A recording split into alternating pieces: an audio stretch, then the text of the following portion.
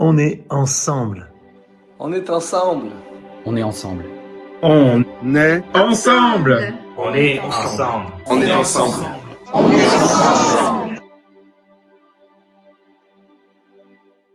Aujourd'hui, on parle d'être plus fort après l'épreuve. On parle de l'épreuve, on traverse l'épreuve.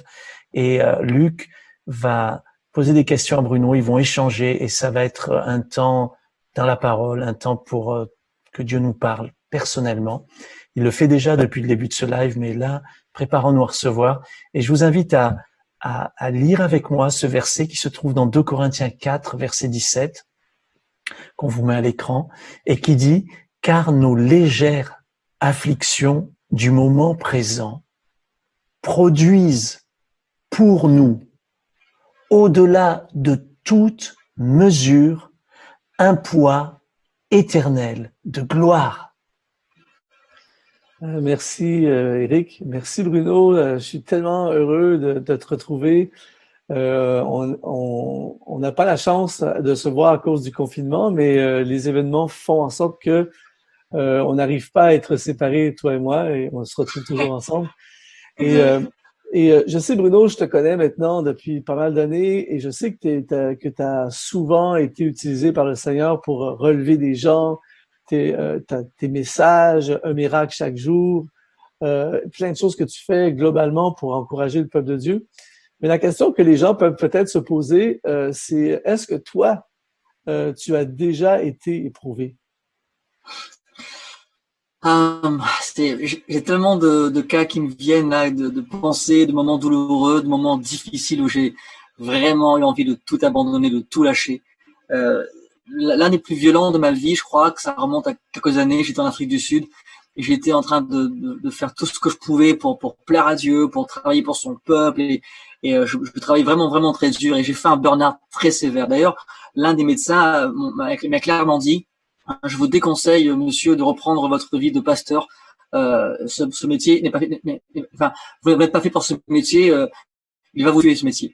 Et j'étais très choqué parce que dans mon cœur, c'était mon appel. Je voulais servir Dieu. Et je suis resté 3 mois, presque 3 mois, 2 mois et 3 semaines et demie sur un lit totalement alité, à un tel point que mes amis, dont Nicolas, qui est un ami très proche, venaient le matin pour me piquer de stéroïdes et de vitamine B12 et je sais plus combien de médicaments pour pouvoir me relever.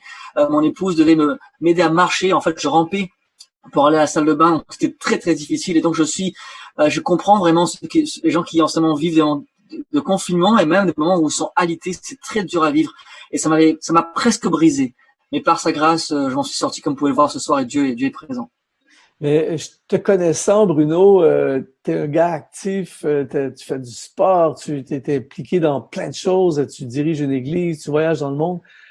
Comment tu as vécu ça 3 mois? Parce qu'en ce moment, je pense que c'est un des trucs que beaucoup de gens vivent là, en étant confinés. Qu'est-ce qui se passe dans ta tête pendant 3 mois sur un lit et comment tu surmontes cette épreuve? Au bout de quelques jours, je me suis dit sûrement, je dois avoir des péchés cachés que je n'ai pas encore confessés. Les péchés connus, je les avais déjà confessés.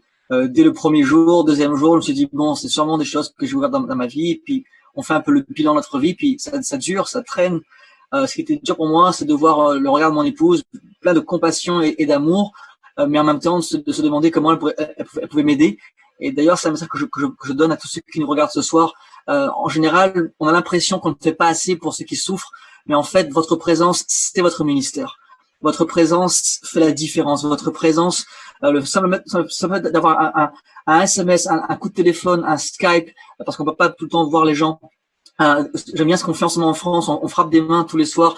La présence des gens, même si aujourd'hui on n'est pas physiquement ensemble, mais la présence de Lodi dans la pièce d'à côté me rassurer et me rappeler que Dieu ne m'a pas abandonné.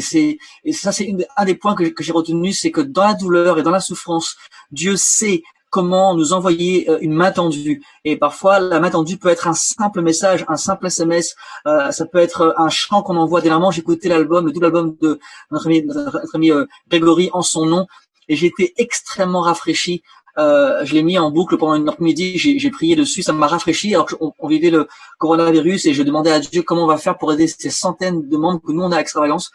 Et donc, pour répondre rapidement, c'est que j'ai dû littéralement lui faire confiance et dire Seigneur, je ne sais pas si j'ai fait du mal, mais je sais que tu m'aimes et je sais que ta bonté est plus grande que mon péché. Et j'ai dû croire qu'il y a toujours un futur. J'aimerais juste finir par ce passage qui dit, vous savez que si je marche dans la vallée de l'ombre de la mort, je ne crains aucun mal.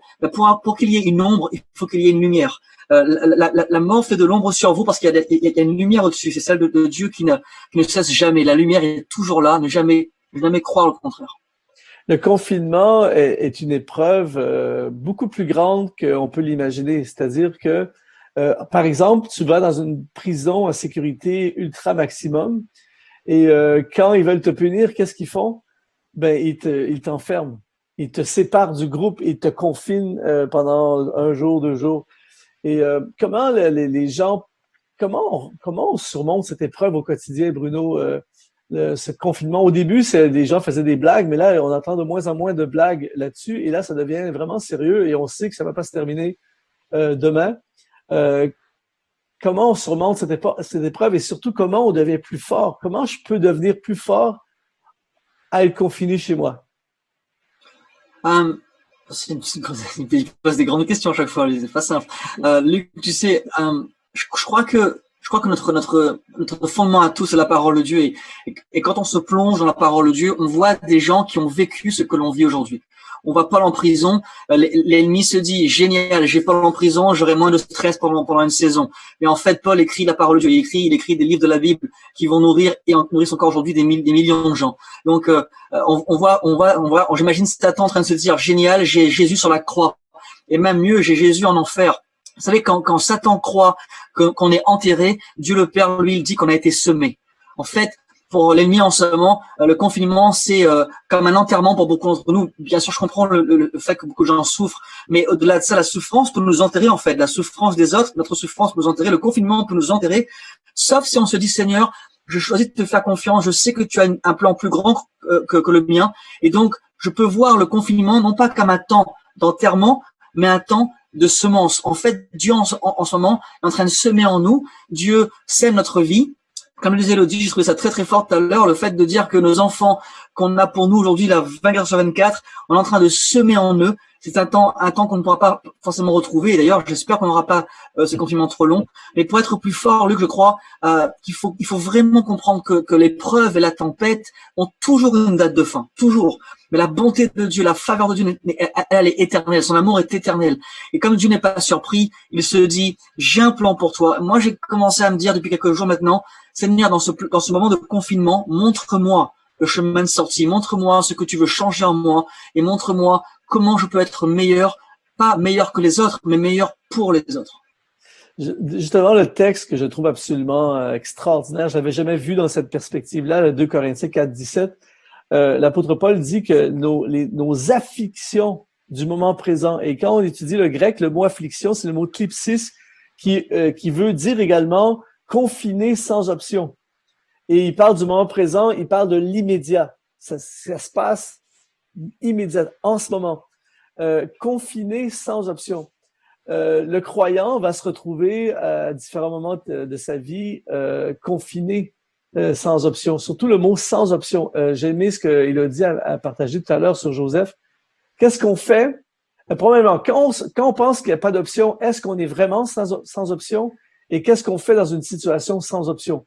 Qu'est-ce que tu fais, toi, quand tu t'es retrouvé dans ta vie sans option?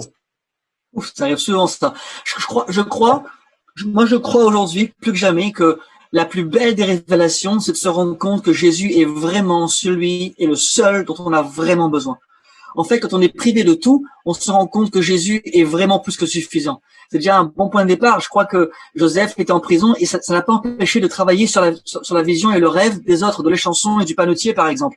Nous, à la maison, on essaie de travailler sur la vie de nos enfants, sur notre propre cœur. Je crois qu'on a toujours une option et l'option, en fait, qu'il faut choisir, et c'est la seule qui mérite vraiment d'être choisie, c'est de faire confiance en Dieu. Et tu citais 2 Corinthiens 4:17, qui est le thème de ce soir, le verset clé de ce soir.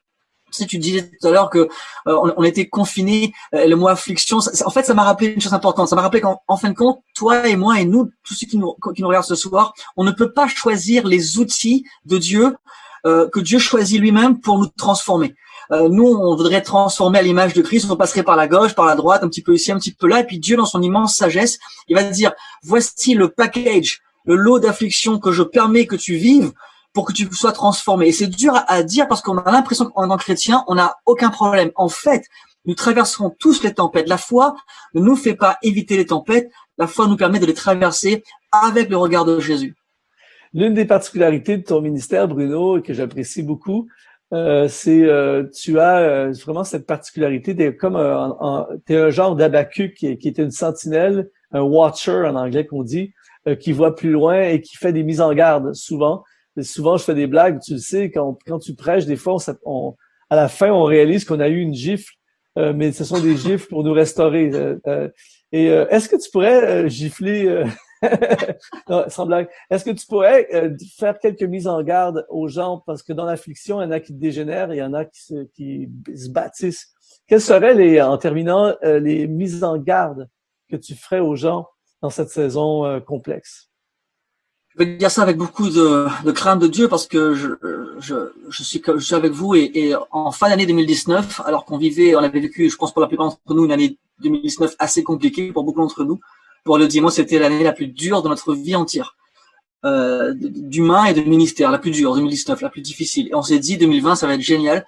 Alors que je priais pour la transition 2016 à 2020, j'entendais Dieu me dire, surtout, ne fais pas de fausses promesses à mon peuple. Et je disais, comment ça se fait? Il me disait, ne dis pas à mon peuple que tout ira bien. Dis-lui que tout ira bien s'il garde ma main. Dis-lui que tout ira bien s'il reste consacré. Dis à mon peuple que tout ira bien s'ils sont intimes avec moi. Et du coup, je me suis rendu compte que l'une des mises en garde les plus puissantes que j'ai pu avoir dans ma vie et que j'ai essayé de donner à Extravagance, à La Réunion, à ceux que je rencontrais, c'est de leur dire, surtout ne pas croire qu'on peut avoir des victoires totales sans abandon total. Un abandon partiel nous amènera à des victoires partielles, mais un abandon total entre les mains de Dieu nous donnera une victoire totale. Aussi, je me suis rendu compte que celui ou celle qui s'abandonne entre les mains de Dieu ne peut pas abandonner, parce que on abandonne lorsqu'on oublie sa main, on abandonne lorsqu'on devient orgueilleux. C'est dur à dire, même pour moi, de me dire mince, des fois je suis comme ça. Lorsqu'on est orgueilleux, c'est qu'on oublie que Dieu nous porte dans sa main. Mais quand on est humble, c'est qu'on se repose dans la main de Dieu. Et donc, l'humilité nous préservera. Le fait de dire Seigneur, je ne peux rien sans toi, je ne veux rien faire sans toi. La phrase clé, pour finir, qui est devenue ma phrase, pour moi, la plus inspirante et défiante de ma vie en ce moment, c'est que tous les matins quand je me réveille, je dis Seigneur, sans toi, je veux et je dois échouer. Afin de me forcer à m'assurer que tout ce que je vais faire, je le fais dans la main de Dieu. Donc, j'encourage tous ceux qui nous regardent ce soir à ne pas baisser les bras et à se dire, Seigneur, on court dans ta présence et dans ta présence, nous pouvons trouver la force d'être changés, transformés et de traverser cette saison difficile. Merci beaucoup, Bruno. On est ensemble et Merci, je te bénis, mon ami. On t'apprécie, le corps de Christ, on t'apprécie énormément. Et sois ultra béni, toi, Élodie, on vous aime beaucoup. Merci beaucoup. Merci beaucoup pour cet échange, Bruno, Luc. Merci pour les bonnes questions, Luc, qui pousse Bruno au fond de ses retranchements. Et c'est vraiment bien, en fait, parce qu'on est là aussi, on partage nos cœurs. Notre but dans ces moments, c'est vraiment d'être cœur à cœur. Et merci pour ce beau cœur à cœur qui nous touche beaucoup.